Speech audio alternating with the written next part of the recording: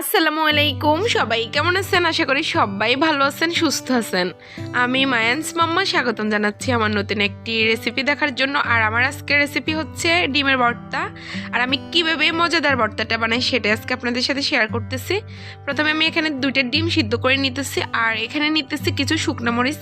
আমি তেলের মধ্যে ভাজিয়ে এটা নিতেছি।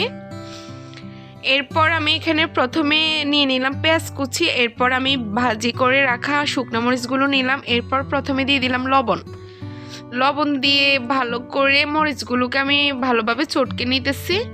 আর যতক্ষণ পর্যন্ত এটা মিশ না হবে ততক্ষণ পর্যন্ত এরকম করে নিচ্ছি। এরপর আমি পেঁয়াজগুলো একসাথে নিয়ে নিতেছি। লবণ, পেঁয়াজ আর মরিচ ভালোভাবে এটা মেখে নিচ্ছি একদম, যতক্ষণ পর্যন্ত না এটা মিশ হচ্ছে ততক্ষণ পর্যন্ত আমি এটা একদমই মেখে নিচ্ছি। এরপর আমি সিদ্ধ করে রাখা ডিম দিয়ে দিলাম, আর ডিমটাও ভালোভাবে আমি হাতের সাহায্যে এটা চটকে নিতেছি যেন ভালোভাবে একদম মিশ হয়ে যায়, ওইভাবে করে নিতেছি।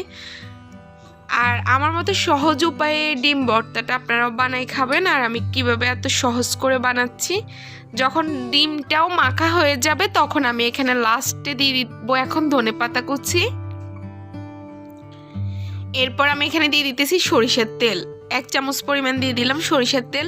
এই সব কিছু দিয়ে এবার মেখে নিচ্ছি। এই তো আমার রেডি হয়ে গেল ডিম ভর্তা। আর আপনাদের কাছে আমার বানানো রেসিপিটা কেমন লাগছে অবশ্যই আমাকে কমেন্ট বক্সে জানাবেন। যারা আমার ফেসবুক পেজে দেখতেছেন তারা আমার পেজটি ফলো করবেন, লাইক কমেন্ট শেয়ার করবেন। আর যারা ইউটিউবে দেখতেছেন তারা অবশ্যই সাবস্ক্রাইব করবেন। ভালো লাগলে ভিডিওতে একটা লাইক করবেন আর কমেন্ট বক্সে আপনাদের মতামতটা জানাবেন। এই তো রেডি আমার ডিম ভর্তা, একদম শীতের দুপুরে গরম গরম ভাতের সাথে এটা খেতে খুবই মজা। আর আপনারা সবাই ভালো থাকবেন। আল্লাহ হাফেজ। আল্লাহ হাফেজ।